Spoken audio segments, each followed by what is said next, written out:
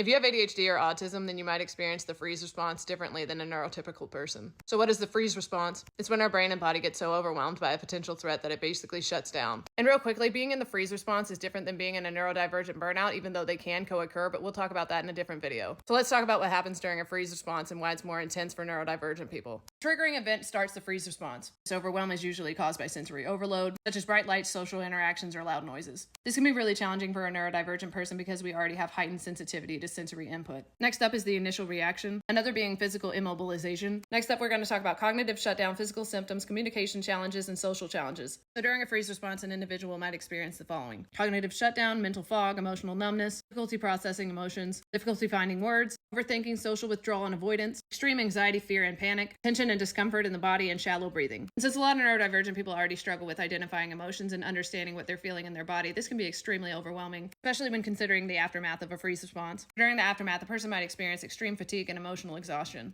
Recovering from a freeze response might be difficult for a neurodivergent person because of the shame and the overwhelm that they feel about the experience. They might feel embarrassed, may feel like they can't trust themselves to be in places with loud noises or bright lights. The experience might make them feel like they can't trust other people, or they may fear that other people might judge them or won't understand them. Let's talk about coping strategies. Establishing a routine and planning ahead can really reduce the likelihood of a freeze response. Next up is having a safe support system. It's crucial to have people who are understanding and supportive of our needs and preferences. Next up is utilizing sensory tools, noise-canceling headphones, fidget devices, anything like that. Lastly, I would strongly recommend understanding what your specific needs and preferences are. If you don't know what those things are, then I would strongly recommend collecting data on things that you do and do not like. If you know that you do not like bright lights or loud noises, then that might be something to consider. I'll do a follow-up video talking about neurodivergent burnout. If you have any questions, just let me know in the comments. Otherwise, my name is Sarah. I'm your favorite self-experimenting coach or companion, and I help get people reacquainted with who they most authentically are. You're an amazing person, and I hope you have the best day.